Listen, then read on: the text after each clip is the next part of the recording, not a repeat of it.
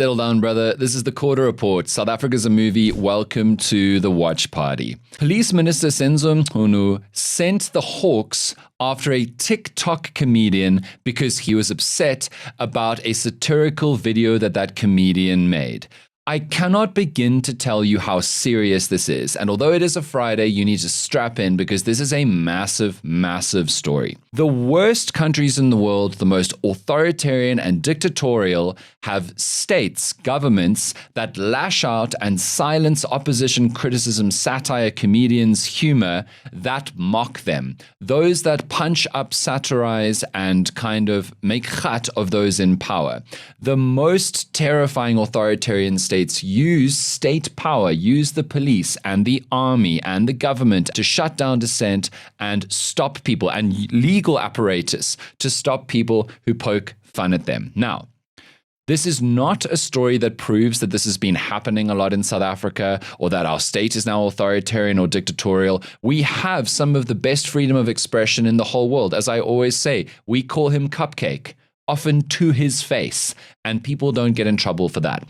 But he's now on special leave. But earlier this year, Police Minister Senzo Mchunu got so touched about a satirical video created by an actor, director, an online comedian called Anton Taylor that he sent the Hawks after Anton Taylor and tried to have charges placed against him. It's an incredibly serious situation. And we managed, after the story broke this morning, to get the first interview with Anton Taylor himself, a total exclusive. Just so you know, it was earlier this year. Anton Taylor made a satirical video where he pretended to be a foreign criminal from Eastern Europe who did drug trafficking and did hijacking and cash in transit heists. And he was very happy that Senzo Mchunu was going after General Mkhwanazi. And the extended joke was that Anton Taylor, in his character, pretended that he had paid Mchunu with a BMW and 3 sex workers in exchange for stopping Mkhwanazi. Now, again, whether you find that funny or not actually doesn't really matter. This is not a question of respectability or respectability politics or dignity, because if anybody is defamed or feels insulted in South Africa, there are normal legal processes that you go through to get legal recourse. You can't, as the police minister or any person in a position of power, off the books, use the influence that you have over some of the highest and most powerful crime-fighting organizations in the country to go after a comedian, go after a normal South African citizen, raid their home, grab all of their stuff,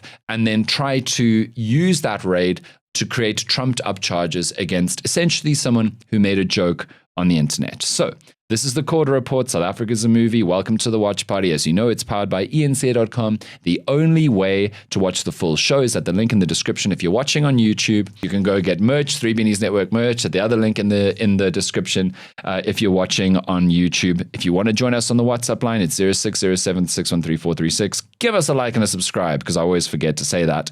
And now let's all experience and reflect on the first exclusive interview that we got just a few minutes ago with Anton Taylor. Anton, you've been sitting with this for months. Absolute insanity. What is going on?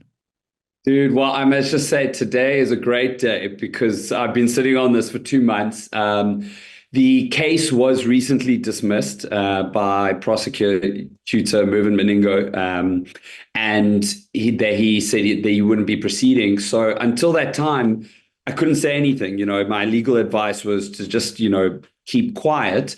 I must say that this actually happened. So the Hawks raided my place before General Mkhwanazi's press conference. Oh, before? This is because of a video I did in March. It was after IPID had announced that they were investigating Mkhwanazi. It allegedly had come from Mchunu, and then they, a few days later, did a retraction and they said, oh, no, it was actually from an anonymous source.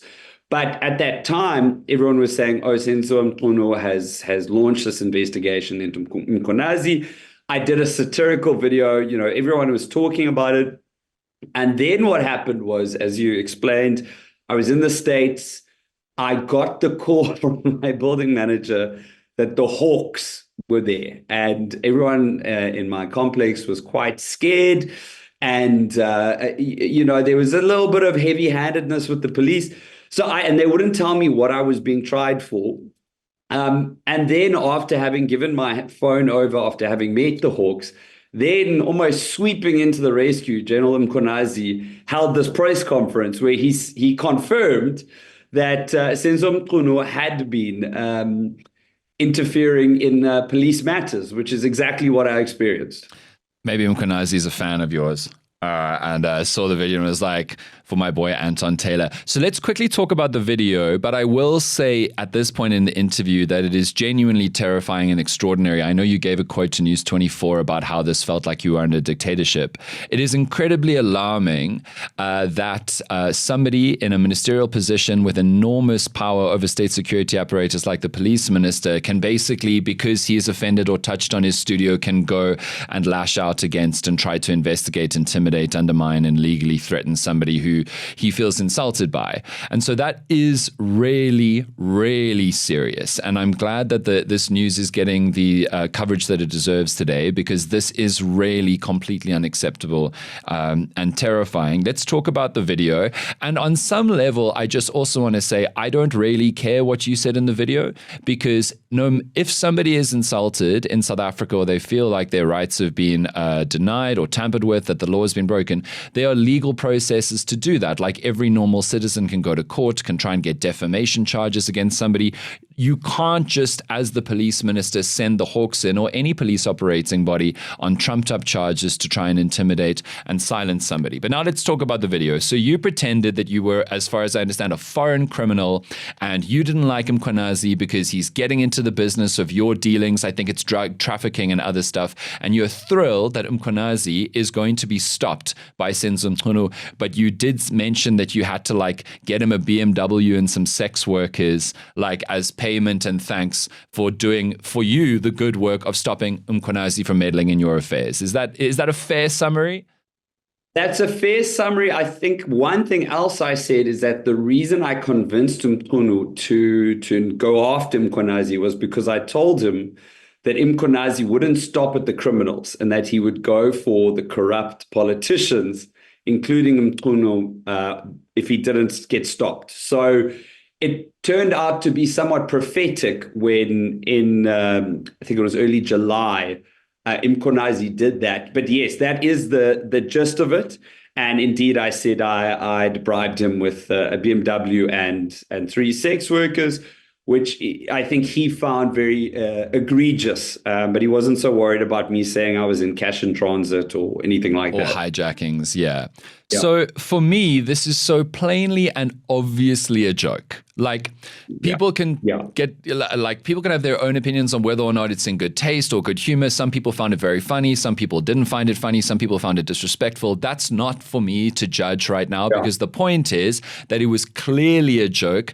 Mchunu claims that he thought that you were a journalist, which also makes no sense to me, because why would a journalist pretend to be a foreign criminal, speaking on the record with great delight about bribing off the police minister and doing all of these criminal activities? But Mchunu was clearly very worried that some people would believe this was true, which again is mind-blowing to me, because have you ever, do you know what comedy is?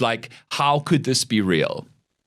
I mean, you just think perhaps he's a bit of an elderly man and he hasn't ever looked on social media, because this is what we do. And I think irrespective, as you say, whether you agree with it, whether it's funny, whether it's not, or if you think his dignity was impinged upon, it's not a crime against the state, which is what the charge was that was investigated, a crime against the state, which falls under terrorism. So when he was contacted by Karen Moore, and he was completely unrepentant, he was like, no, he can't say these things about me. There wasn't any kind of ability to say, oh, well, because we thought he would just deny it and say, oh, I don't know how this happened. But he doubled down in many ways and sort of, just confirmed that that's what he'd done. Yeah, so your case number says, it's got the initials CATS, CATS, which is crimes against the state, which means high treason and sedition, which is really extraordinary. Yes. That's the kind of charge that might be leveled against the orchestrators of the July 2021 riots, exactly. Anton Taylor.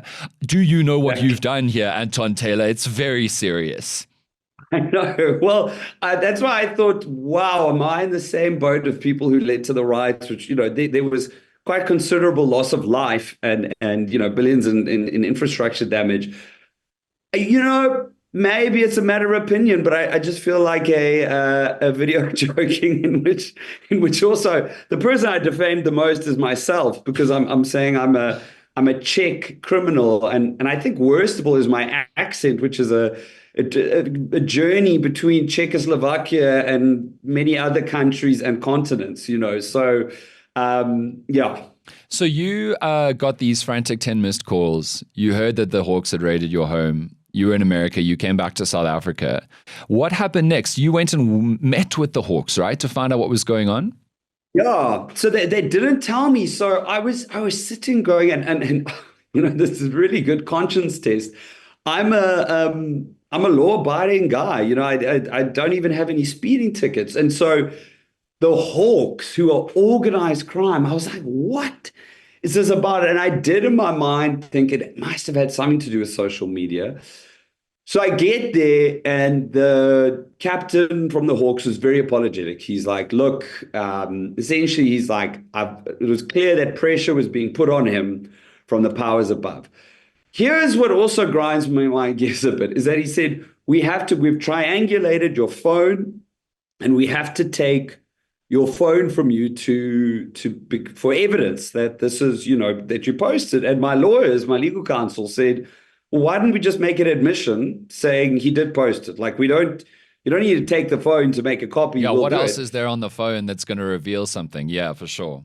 Well, then I wondered, did he think that I had some inside information, that someone was feeding me stuff? I see. The detective, bless his soul, called someone in Pretoria. They were speaking in Sesotho, I think. So I couldn't understand it, but there was a back and forth, and he said, no, I have to take your phone. Okay. And I said, here's my PIN. I have nothing to hide. They spoke about having it back within 2 days. 2 weeks later, Okay. I got the phone returned. And Senzo Mchunu said to Karen Morn that he just laid the complaint, and after that, it's got nothing to do with him. It was just the processes of the state, which I find unbelievably hard to believe, literally unbelievably hard to believe, especially based on what you just said. Although I am certain that if it comes down to interviews with any of these detectives or captains that you interviewed, they will say that they can't comment or whatever, and they won't talk about it. But it is unbelievably disturbing that this happened. Like, really, really deeply, unbelievably disturbing, as we spoke about earlier. Like, the worst excesses of state power when you silence criticism and like somebody's dignity, or like they feel touched and upset, and therefore they take extra legal processes to use their powers in the state to basically rain down fire and brimstone on individuals. And then there wasn't even a case, right? So the NPA said that they just didn't have evidence that could amount, in their view, to a successful prosecution. Exactly. Yeah. And, Dan, what really upsets me is a couple of weeks before I left to America, I did a video on my social media, and I said, one thing about South Africa is we have freedom of expression. I said the things that we are allowed to say about our political leaders in many countries across the world would get you detained, or if you're a foreign national, deported, and this was in line with what we've been seeing happening in America. And I really did believe, I had this deep trust that, like, oh, you can say what you want. And I've said far more egregious things about other politicians. Yeah, when you were sitting in America, you were like, oh, it's probably that video, but you didn't think it was this one. Exactly. I thought, well, I've been quite very hard on Malema, so I thought, okay, but does he have power? I've made light of the Afrikaner refugee situation, which you so brilliantly covered. And I thought, well, they're not really in positions of power. And when the Hawks told me, I was very surprised that this was all over almost a few throwaway sentences. Mchunu was a kind of not that big a feature of a random video. For sure. So since the NPA said we got nothing on you, you've just been waiting for this story to break, essentially. There's been no further engagements with the government or the states, no further attempts at contact or anything like that. Okay. Yeah. Interesting. I'm very proud of myself for biting my tongue, because sitting on this story for 2 months, particularly someone in my position, Yeah, required a lot of self-control. But it was about 2 weeks ago or so that I got the call. We just had a verbal agreement that they wouldn't be prosecuting. Sure. I was out the country in Malawi at the time. I came back and then I met up with Karen Morn. Mm-hmm. And then, yeah, and I said, let's take our time. Let's do this properly. And she was able to contact him. She was able to speak to him. We were able to give her the affidavits that were provided with, the justification for the seize warrant for my, phone. So yeah, I've just been waiting for it, and today's the day. And we are really speaking. I think I woke up at 7, read the article, immediately DM'd you. It is now 9:17, and so you're really going to witness the unfolding fallout over the next hours to days to weeks. But how's the first hour and a half been? Dude, Karen Morn said to me, it's going to be overwhelming. And, I've been, in more, not so much news, but I've been in TV productions. I've had videos which You've do had well. scrutiny, yeah. Yeah, but I just wasn't prepared for the level of it. And I think what's hard is that there's people I care about who are messaging me and reaching out and saying, "Are you okay?"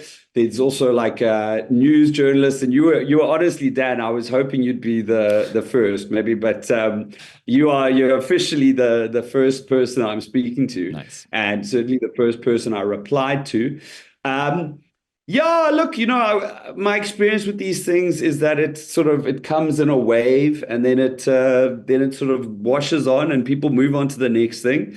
I haven't tweeted in several years. Went onto Twitter. Interesting place. Horrible having place. The very, I think very tortured kind of white supremacists who didn't like the fact that I was denying that there was a white genocide, but they also probably hate the ANC, and so kind of you're one of them now. Like you're one of their guys for this issue. Well, some of them I can see are crossing over. Some of them are saying, "Oh, actually, you deserve it." Oh, hectic. I Okay. think on their side, there's a lot of self-hating either way, because either they have to side with the ANC, the black ANC, or they have to side with me, who doesn't really have views that align with them. So I think they're having a bit of a challenging morning to do with the identity. Yeah. This is fantastic in the sense that it's come out. I'm sure that awful things happened to humorists during apartheid, but I'm interested because there are now going to be chats to find out whether something like this has happened to public humorists in modern South Africa, or whether you're the first. And I think that this is an unbelievably important thing for the country to know. So as much as it happened to you, thank you for riding through it and now giving us this story. I appreciate it.